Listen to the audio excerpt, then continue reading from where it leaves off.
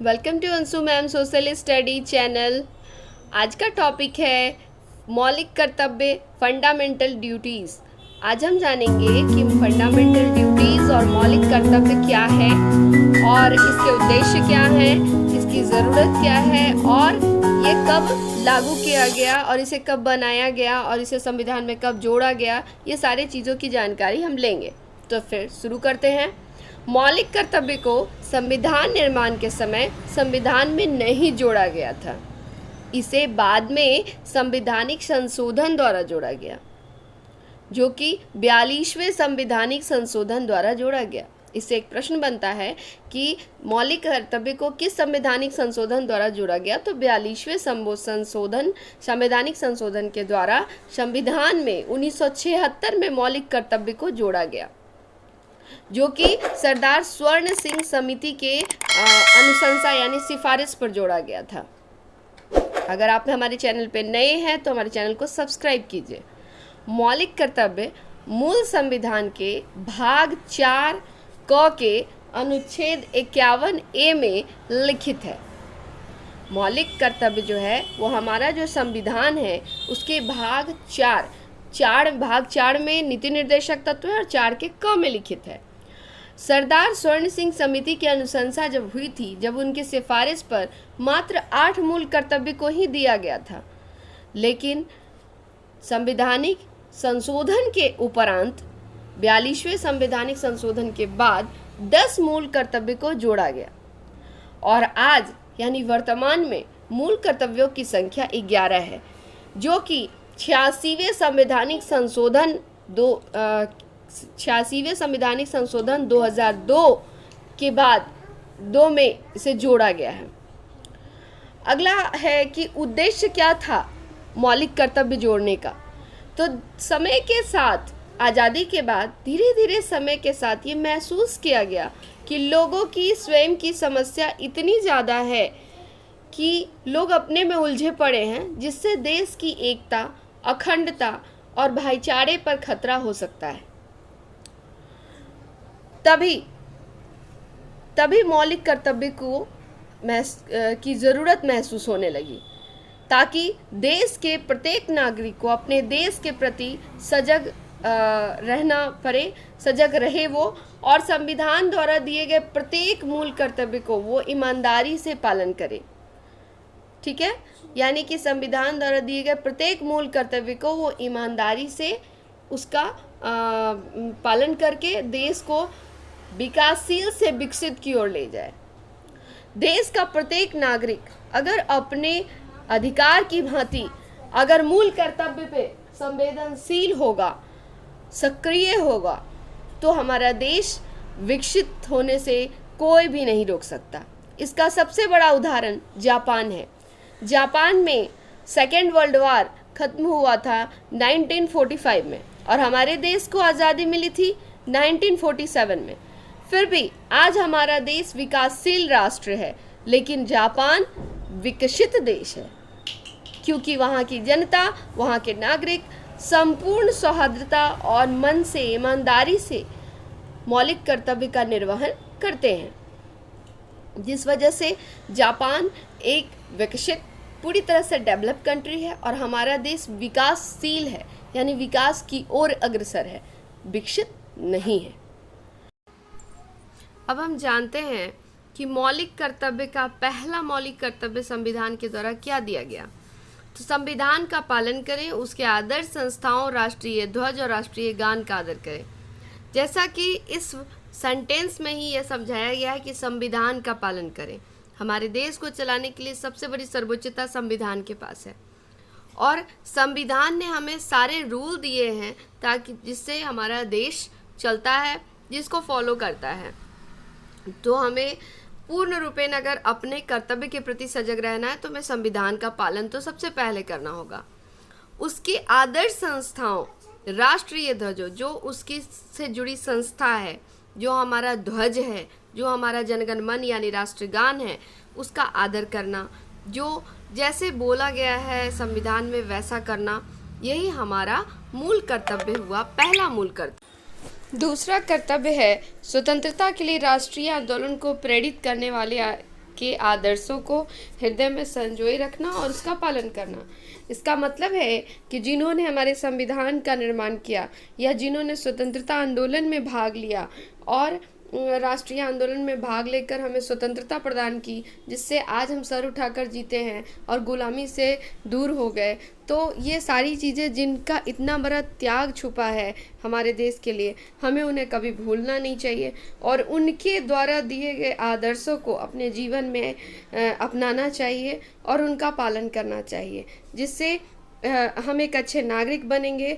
चूँकि उन्होंने अपने जीवन को अपने देश के लिए न्यौछावर करते हुए, जिसका सबसे बड़ा उदाहरण भगत सिंह स्वयं है, ऐसे नेता लोगों को अपने हृदय में संजो कर रखना चाहिए, उन्हें विरासत बना के उनके आदर्शों को रखना चाहिए। अब तीसरा मौलिक कर्तव्य है जिसमें संप्रभुता, एकता और अखंडता, ये 3 शब्द दिए गए हैं जिसकी रक्षा करने की बात कही जा रही है।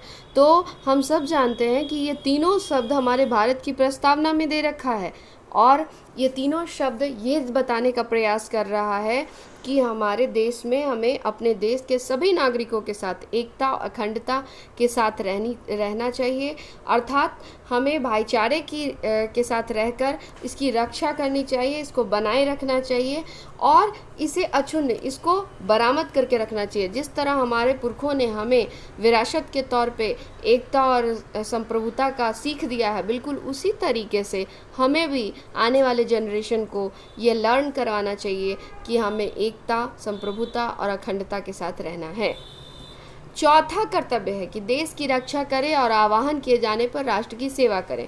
अर्थात है कि अगर किसी भी प्रकार का देश को प्रॉब्लम आता है तो हमें उसकी रक्षा करनी चाहिए और आह्वान किए जाने पर अगर ज़रूरत पड़ती है तो हमें राष्ट्र की सेवा भी करनी चाहिए। अर्थात जब भी कभी भी बहुत ऐसे सिचुएशन आते हैं जिसमें आपातकाल आता है या फिर कभी कुछ भी प्राकृतिक आपदा आ सकती है या फिर युद्ध का माहौल हो सकता है, तो वैसी स्थिति में हमें अपने देश के साथ अडिग खड़ा रहना चाहिए और लोगों की मदद करनी चाहिए। मौलिक कर्तव्य 5 नंबर में कहता है कि भारत के सभी लोगों में समरसता और समान भातृत्व की भावना का निर्माण करें, जो धर्म, भाषा व प्रदेश या वर्ग आधारित सभी प्रकार के भेदभाव से परे हो। ऐसी प्रथाओं का त्याग करें जो स्त्रियों के सम्मान के विरुद्ध हो। कहने का मतलब है कि भारत के सभी लोगों को भाईचारे की भावना रखनी चाहिए, सामाजिकता, समानता रखनी चाहिए, किसी भी प्रकार के धर्म और भाषा या किसी भी प्रकार के वर्ग के, क्लास के आधार पर डिफ्रेंसिएशन नहीं करना चाहिए। छठा है, हमारी सामाजिक संस्कृति की गौरवशाली परंपरा का महत्व समझें और उसका परिरक्षण करें। कहने का मतलब है कि जो हमारी संस्कृति है, जो कल्चर है, उसको हमें बना कर रखना चाहिए। जस्ट लाइक जैसे अतिथि देवो भव, जैसे हम लोगों को सिखाया गया है या सिखाया जाता है कि अतिथि, हमारे देश में अतिथि देवो भव जैसी जो मुहावरा है या कथा है कि जिसमें ये कहा जाता है कि अतिथि देवता के समान होते हैं। तो इस संस्कृति को बनाए रखना चाहिए, अपनी परंपरा को बनाए रखना चाहिए और इसी के साथ चलना चाहिए। 7वां है मौलिक कर्तव्य, 7वां नंबर है कि प्राकृतिक पर्यावरण।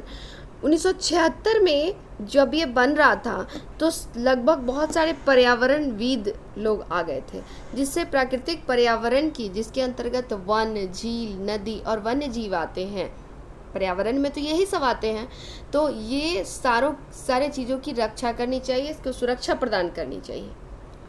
अगला है कि वैज्ञानिक दृष्टिकोण से मानववाद और ज्ञानार्जन तथा सुधार की भावना का विकास करें। वैज्ञानिक तरीके से जो है वो इंसानियत, ह्यूमैनिटी को या नॉलेज को ज़्यादा से ज़्यादा उसको इम्प्रूव करने का प्रयास करना चाहिए, ताकि इम्प्रूवमेंट अगर होगा तभी हमारा विकास भी संभव है। ठीक है, वैज्ञानिक दृष्टिकोण से यानी कि साइंटिफिक तरीके से ह्यूमैनिटी को या फिर नॉलेज को बहुत ज़्यादा अर्जन करने का प्रयास करना चाहिए, जिससे हमारे समाज में सुधार की भावना प्रेरित हो। अगला है सार्वजनिक संपत्ति को सुरक्षित रखें और हिंसा से दूर रहें। ऐसी व्यवस्था होनी चाहिए, ऐसा काम करना चाहिए जिससे किसी भी प्रकार की सरकारी संपत्ति को किसी भी प्रकार का नुकसान नहीं हो और ऐसी व्यवस्था भी होनी चाहिए जिसमें किसी प्रकार का मारपीट भी नहीं हो और संपत्ति भी नहीं खराब हो। जैसे लोग हड़ताल पे जाते हैं और तुरंत सार्वजनिक संपत्ति को बर्बाद करने लगते हैं, आगजनी करने लगते हैं, थाना जला देते हैं, तो ये सारी चीज़ें हमारे मौलिक कर्तव्य में इलीगल मानी गई है। ऐसा नहीं करना चाहिए और हमेशा महात्मा गांधी के सिद्धांत पे चलना चाहिए। हमें हिंसा से दूर रहकर अहिंसा के पुजारी बनना चाहिए। अगला है जो कि बहुत ही इम्पोर्टेंट है कि व्यक्तिगत और सामूहिक गतिविधियों के सभी क्षेत्रों में उत्कर्ष की ओर बढ़ने का सतत प्रयास करें, जिससे हमारा देश निरंतर बढ़ते हुए पर्यटन और उपलब्धि की नई ऊंचाइयों को छू ले। सपोज दैट कि जो पर्सनली या सोसाइटिकली जो हम करते हैं, जो हमारा काम करने का तरीका है, उससे हर क्षेत्र के को विकास की ओर ले जाने का प्रयास करना चाहिए। जब आप नागरिक विकास करेगा तभी देश विकास करेगा, और जब देश विकास करेगा तभी हमारे देश को हर प्रकार की उपलब्धि होगी और पर्यटन के मामले में भी हमारा देश आगे की ओर जाएगा ताकि बाहर के लोग आ सकें हमारे देश में। अगला है, यदि माता पिता जो कि ये जो मौलिक कर्तव्य है इसको 86वें संशोधन के द्वारा 2002 में शामिल किया गया है।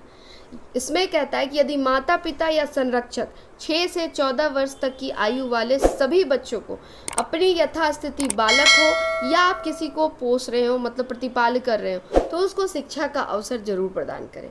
यानी 6 वर्ष से 14 वर्ष की आयु वाले या तो आप माता पिता हो या कोई आपके यहाँ किसी बच्चे को आपने अडॉप्ट कर लिया है, फिर भी उसे आपको मूल जो बेसिक शिक्षा है वो देनी है। ये आपका मतलब मौलिक कर्तव्य है माता पिता का या वैसा संरक्षक जिन्होंने किसी के बच्चे को अडॉप्ट कर लिया है। और अब लास्टली मैं ये कहना चाहूँगी कि अभी तक मौलिक कर्तव्य में ये चीज़ शामिल नहीं हुई है, वो है वोट, टैक्स और परिवार नियोजन। वर्तमान समय में इसे मूल कर्तव्य के अंतर्गत शामिल करना अति आवश्यक है, जो अभी तक नहीं किया गया है। इसमें फर्स्ट है मताधिकार।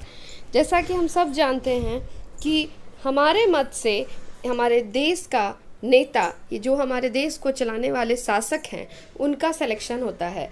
तो फिर भी आज के डेट में जब भी कहीं भी वोट होता है, कहीं भी मतदान होता है, तो आज भी वहाँ पे 60-70% को मैक्सिमम माना जाता है। तो ऐसा क्यों होता है? जिस चीज़ के करने से हमारे देश में एक सही नेता, चूँकि हम एक लोकतांत्रिक देश में रहते हैं और हमें यह अधिकार प्राप्त है कि हमारे मत देने से एक देश का सही नेता चुनकर आएगा, तो फिर उस वोट को इतने हल्के में क्यों लेते हैं? इसलिए इसे मूल कर्तव्य में शामिल करना अति आवश्यक है। दूसरा स्टेप है कर। टैक्स तो हम हर कोई हर तरीके से दे रहा है, लेकिन यहाँ इस टैक्स का मतलब ये नहीं है, यहाँ पे टैक्स का मतलब है कि हमें पूरे साल का आय का ब्यौरा हर एक साल देना चाहिए, यानी हमें रिटर्न फाइल करना चाहिए, टैक्स का जो आय का जो ब्यौरा होता है वो देना चाहिए। और तीसरा है परिवार नियोजन, जो कि बहुत ही इम्पोर्टेंट फैक्टर है। हमारे देश में संसाधनों की संख्या सीमित है, अगर तेज़ी से जनसंख्या वृद्धि होगी तो संसाधन एक दिन रह ही नहीं जाएंगे, और जब संसाधन नहीं रहेंगे तो यह देश के लिए बहुत बड़ी विडंबना होगी कि देश को आखिर कैसे प्राकृतिक संपदा से परिपूर्ण किया जाए। अर्थात हमें जनसंख्या वृद्धि पर रोक लगाकर इसे मूल कर्तव्य में शामिल करना चाहिए। If you like my video, please like, subscribe and share. Thanks for watching and please support me